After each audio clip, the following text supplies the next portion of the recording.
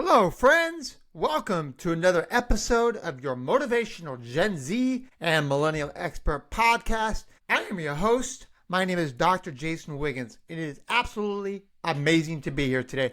We have a great show that is going to focus on getting unstuck. Getting unstuck in your career, meaning are you at a crossroads where either you're not going anywhere or you're just standing still? Well, this podcast today is going to help you visualize how you can get unstuck and get thriving again in your career. Today's episode is going to focus around a famous educator. His name was Lawrence Peter, and he had a principle called the Peter Principle. And this principle was that employees tend to rise to promotion until they reach a role where they are no longer competent. For this reason, a structural can be an issue when it comes to either being personal or being something that you have to get over the hump in. Meaning, you could be brilliant within what you're doing, but get up to the next level and then maybe you're not competent.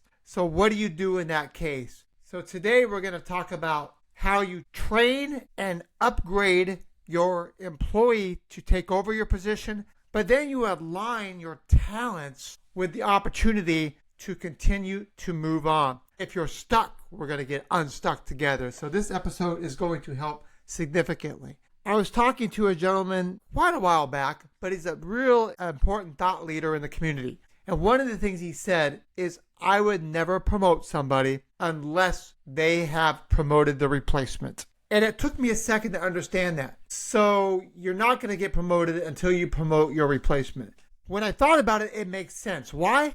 Because if you are not able to promote somebody that is working for you, help them increase their abilities to get to the next level, how can you be expected to continue to lead others and get promoted? So it made actually perfect sense. Meaning, if you cannot promote, you cannot be promoted. Meaning, being promotable is key. And that is by being able to rise above and find somebody else that can rise above.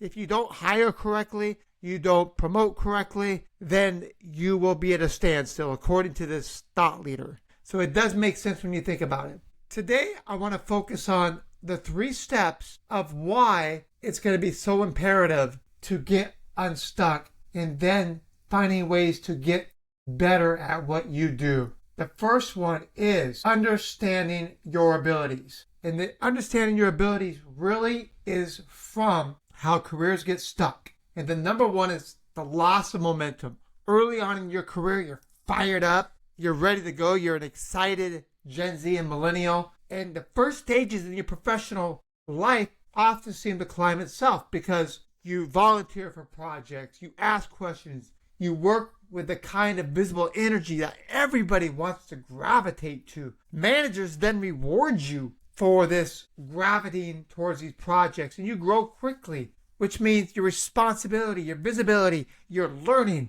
increases as time goes on. As the environment changes, you begin to become stable. Maybe you start focusing on family, and your career takes sort of a back seat. Well, you may be thriving at what you're doing, but you're not increasing your overall learning process. So performance for many professionals becomes very reliable on the stages of their life.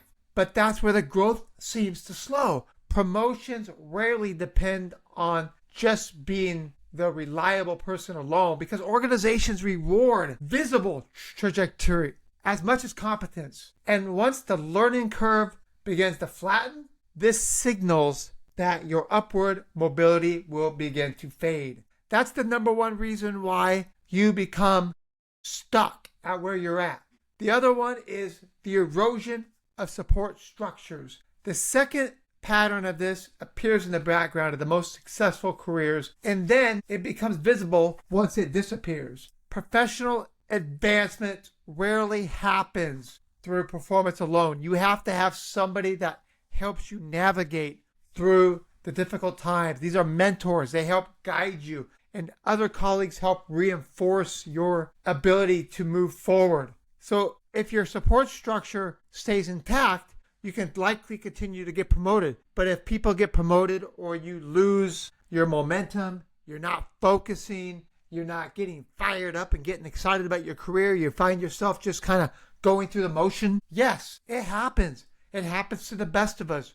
There are times in our careers where we are motivated, we are going the extra mile, we are finding projects, we are doing everything we can to be better, bigger and better in everything we do. But then there becomes a period of time where we have a lull in the process. That lull means you become satisfied. You're not as hungry. Maybe you had a family. Maybe you're focused on that. But the third one, besides the erosion of support structure and the loss of momentum, is very key. It's the capability gains at the next level. So the third pattern that is part of the Peter Principle itself, many promotions reward excellence, which means that wherever you're at in your career, you're doing great. You're showing that you have the competency to continue to thrive at your level. But when you get to the next level, maybe your skills begin to slow down, and then you become topped out. You become where maybe a director after you were an analyst is your best opportunity and you won't get promoted again. Maybe that's the case, unless you find new ways to continue to learn. Or you go to the next level, and then all of a sudden you can't get away from doing what you're doing. You're so good at doing what you did, you don't know how to unlearn and need to do what you need to do in the next level. So we typically promote to have leaders take bigger roles, oversee larger parts of the corporation. They go from overseeing a unit to overseeing a region to overseeing part of, whatever country, west, east, north, or south, whatever it may be. But you're promotable because you continue to show that you have the ability to gain. But sometimes you have to identify, why am I stuck here? Why can I not move to the next level? Well, this is how you unstick your career. You demonstrate why you are the person that can move to the next level. So your career has stalled. You have flatlined. You are at the point where I don't know what I'm going to do and I don't know how I'm going to get there. Am I going to get there with this company, or am I going to have to do a lateral move with the opportunity to get promoted faster? Now, if you are at a place where you felt comfortable, you've done a great job, you have a good relationship with your direct report, then you might want to figure out how you can stay and work with them and figure out, this is what I need to do to get to the next level. So the first one is, the very first thing you need to do is get back to getting fired up, showing that passion. Let that passion burn. I can't tell you how many leaders that I've seen go through the process as they get long in the tooth in their career and they just stop getting excited. They just don't perform at the same level. Not because they don't have the same knowledge. They have more knowledge than they ever had.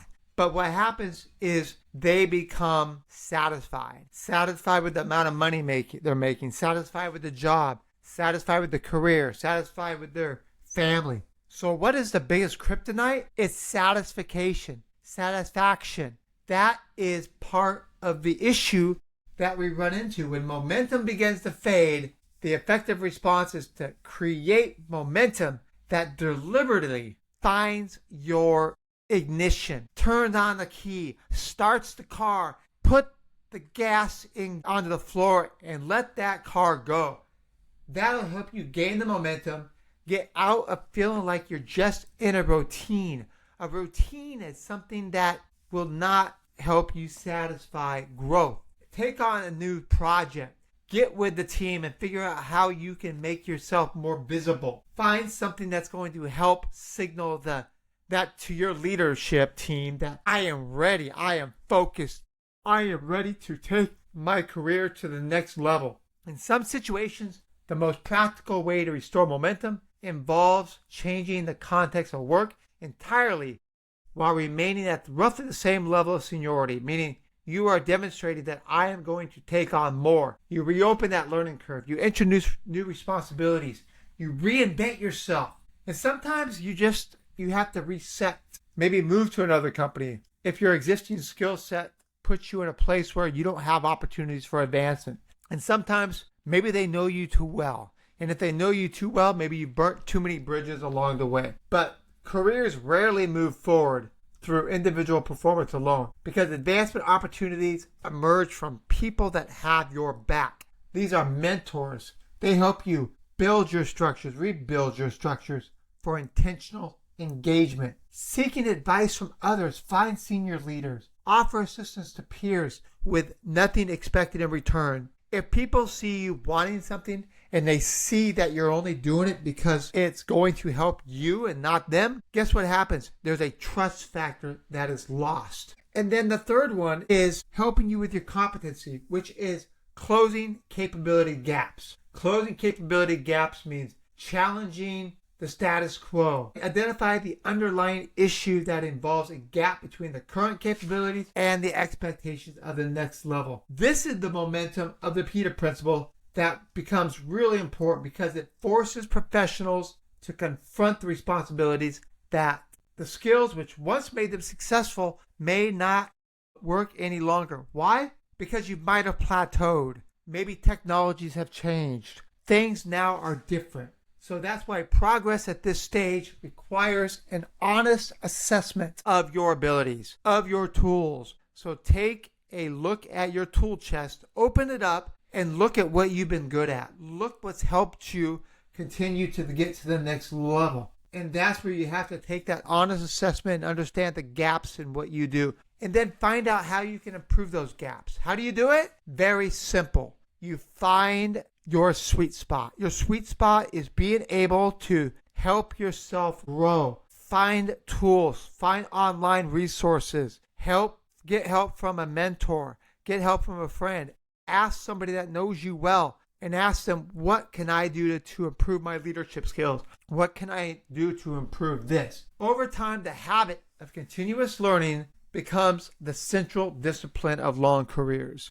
Sometimes you see people transferring from one job to another. They don't know why they can't keep a job. They think they're doing a good job, but then they get terminated. They get laid off. Well, sometimes it's because it's your own detriment, meaning you've got to figure out how you can beat the Peter Principle. The Peter Principle describes a structural tendency, yet it does not have to determine the outcome of every career. Beating it requires understanding the three forces that shape your professional career. The first force involves entering a new territory. Every promotion introduces unfamiliar expectations.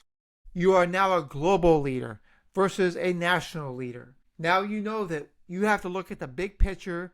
You have to be able to see that vision, articulate that vision, and move it forward with the mission statement of the company. Curiosity to improve becomes a big advantage because it shortens the time between the time you start the role and the overall competence. The second force requires the act of unlearning. What has got you to the point where you are today? Continuing to learn, continuing to get to the next level, finding gaps. These are key focal points to get to the next level.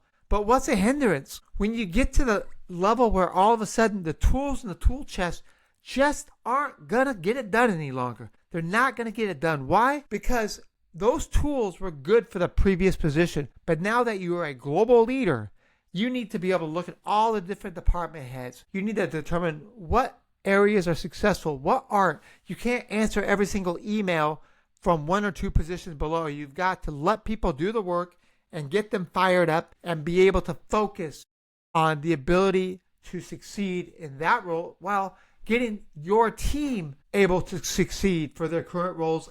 And as we talked about earlier, and if you want to get promoted, you need to help them thrive in the next level. So as we talk about unlearning, that habit works well in one role, may hold someone back in the next. A manager who continues doing the work personally instead of delegating will eventually become a bottleneck. And you know what happens to a bottleneck? They will never succeed. Why? Because your job, you need to give 100% and focusing on the big picture, not the day-to-day activities, not the activities that are mundane. We as career leaders and thought leaders, we have to determine what is going to be best for the organization. How can I help improve them? And that starts with the thought process alone. This is the role I'm in. What do I need to do to be successful in this role? How do I get people to work at a higher level? How do I manage budgets? How do I look at all the key points that require my attention? If you don't look at that and you focus on things that may not be important, then you are really going to struggle. One of the things I want to get through today is that as leaders, we have a guarantee. We have a reason of why our employees trust us. They expect us to be competent. They expect each one of us to help them get to the next step in their career. They are trusting their careers with us because if they didn't, they would stop working for us. Why? Because leadership thrives through the ability for connection, and success breeds the reality that we need to continue to move forward. We need to get educated and be better. When we do that, we are able to glue everything together before or after it breaks. So as leaders, keep in mind that you owe it to your employees to be better, to think harder, to lead them in the right direction, to promote growth, to align your priorities with the mission and vision statement of the career. Because every promotion introduces unfamiliar expectations and unfamiliar demands. And those who treat this transition as a learning phase rather than a performance test adapt more quickly. Curiosity becomes an advantage because it shortens the time between the arrival of the leader and the overall competence. Let's remind everybody what competence is. Competence is the ability to do a job that you have trained for, you have the tools for, you have the attitude for it, and you're empathetic and you care about others, and that's going to drive your success. Small-minded people do not need to apply. What does that mean? It's not to be harsh, but we as leaders, as thought leaders, as managers, and career-oriented facilitators, we have the job to get our individuals to the next level. And if we don't do that, that falls on us. So today, we have focused on unsticking our careers, meaning you unstuck your career, meaning you know where to go from here moving forward. Why you stopped getting promoted, and what do you need to do about it? Well, the first step is you have to realize there's a problem. You have to identify that the same thing that I've been doing is not going to continue to work. As a millennial, a Gen Zer, and if you're a Generation X or a baby boomer, it is not too late to unstick your career and find a resolution for you and your career to truly succeed. We've talked about this when it comes to career, being mindful of it. We can have so much more for ourselves. We have to stop limiting what we can do. And when we believe in ourselves, then we believe that we have an opportunity that we can thrive in at the next level. So when you think that you can't get to the next level, take an assessment. Take a stop and take a look back and realize I am going to be great at the next level. Why? Because I've been training this my whole life. I have the tools, I have the desire, I have the leadership qualities, and I know that when the lights turn on, I'm going to be ready to perform. So I want to thank everybody today. I want you to continue to stay motivated. Some of you aren't even concerned about getting promoted. Some of you are just looking for a job. So I want you to continue to focus on looking for a job, not get frustrated. And remember, when you submit your resumes, make sure they are accurate, make sure they make sense, and make sure you're not just putting a bunch of words there that look good.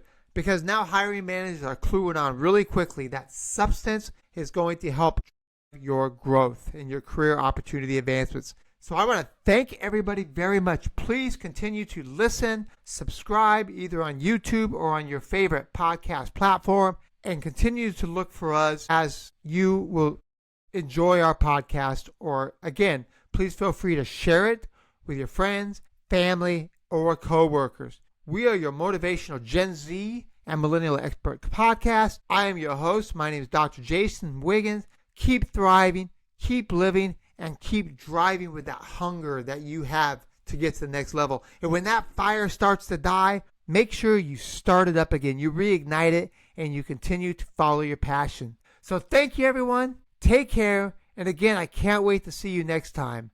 Bye-bye.